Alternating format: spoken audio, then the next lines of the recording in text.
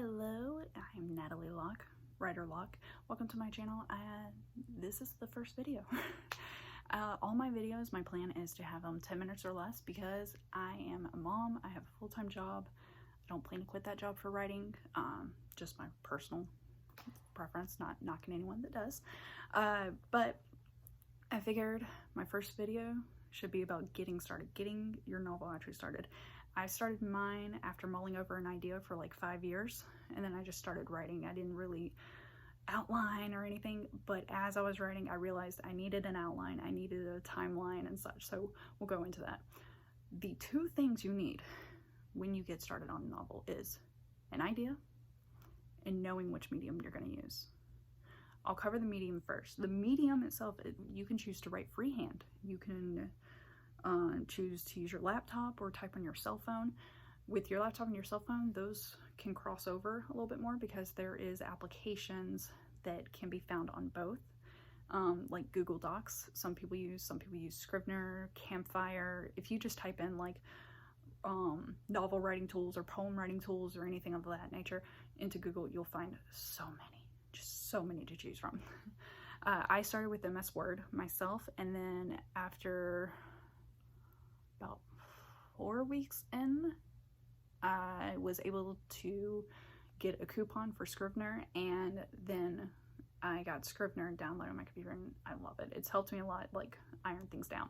But so the first step, picking your medium. It can be any of the things I listed, but the number one thing that you want to make sure you can do after you pick your medium, the MS Word, Google Docs, any of that, is that you can easily back up your work. Backing up is so important. You do not want to be caught in that situation where you've lost everything you did day before, or worse, you've lost the entire project. That is a scary day, scary moment. Hopefully no one experiences that, and I'm sorry if you have, and I'm sorry if you do. You have my sympathy. Now the next step is the idea. People get inspiration from everywhere, but specifically with an idea, you don't have to have it completely fleshed out. One of the tips that I have is that when I can't think of, maybe I need to do research of specific like distances between two locations of a contemporary novel, or anything that requires research, like, hey, how many stomachs does a cow have? I'm pretty sure it's 4, by the way. Put a hashtag or a pound sign and then type like quickly what you need to research, and then come back to it. That way, when you have time to research after you're done writing that chapter or that scene, you can just Control F for the pound sign, and you'll be hitting everything that you were supposed to research. Now, regarding names, maybe you don't have a name of a place or a name of a character, put an asterisk and put male name or countryside villa or something like that. Like something to jog your memory of what direction you were heading with that. And then you can do the same thing. Control F for that asterisk, and you'll be able to find everything. You do not have to write in order. I completely skipped chapter 5 when I was writing this. I started writing in order, and then chapter 6 was really mulling in my head. So I skipped chapter 5, wrote chapter 6. I had to kick myself in the butt to write chapter 5 because which even now it probably isn't as strong. But the important part is that it's on the paper, the electronic paper. That's the important part. If you don't outline or create a timeline or prior to actually starting the work, maybe you also might be you can't start your work yet. Like you're still confused of like where to start it. You could write an outline, go ahead and start that, and then once you actually start getting the ideas of how you're going to write, put the outline aside, start writing. It's okay. You're going to have a complete outline before you start your first draft editing, but it's okay to put the outline aside and just start fleshing out the plans and ideas of the scenes you have in your head. Maybe you need character profiles to kind of get the ball rolling. Maybe you just have this person in your mind. You got to write out what are their aspirations, what are they trying to hide from the world, what just all the different aspects of the character, maybe a physical description. Do they have a Spotify playlist that they would totally listen to 24/7? Anything like that. Then once you have those that actually spark you to start writing, go ahead and do it. Keep in mind though, I myself, I had to go back and do an outline. I also had to do a timeline. I did not do a timeline before I started my work. I had to do it during my work.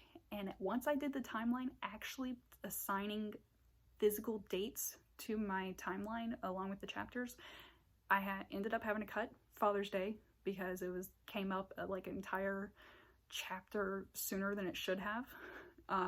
And I couldn't organically put it into the next chapter. And I had to change Thanksgiving to Halloween in my description in the chapter. So timelines help if you can do it early. Luckily that wasn't too major of an edit, but it could have been if I had an entire chapter about Halloween costumes or something, you know. Let's see, the need of the timeline. Oh, and the timeline can help you in making sure you have more description of like the weather. Even if you have a sci-fi or fantasy, you might have specified like May to August, it snows. Or maybe there's like gale force winds that always come during that time or something like that. Having that timeline also helps and bring more aesthetics to your writing of what else could be going on that you could be writing about. All right, so I covered the 2 tips. Have a medium, have an idea, and ways to get that idea on paper. The last part of this is just a few tips to help you along. One is when you choose your medium, go ahead, before you even start, change the background color. Okay. I do like off yellow. A lot of people do off yellow for a background color. Go ahead and change the font to something, maybe do Comic Sans or something. So that way, when you print or maybe make an e-reader version of your writing, it will usually be against a white background, and maybe change it to Times New Roman. Something about having a difference between the way you worked on it and the way you edit it and read it, you're able to catch more things by having that switch. Next, have a sounding board, especially when you get into those areas where you're stuck, you're not sure which path to take on your writing. There's writing communities that you have, like NaNoWriMo. I'll have my link down below. I also had my mom. My mom helped me. She actually started arguing with me, going, I don't think the main character would do that. I was like, really, Mom? Who's writing? And then I took a step back and realized, no, she's right. She knows my main character better than I do, as much as I talked about her. And then the last tip, something that I started midway through in my writing, is track your progress.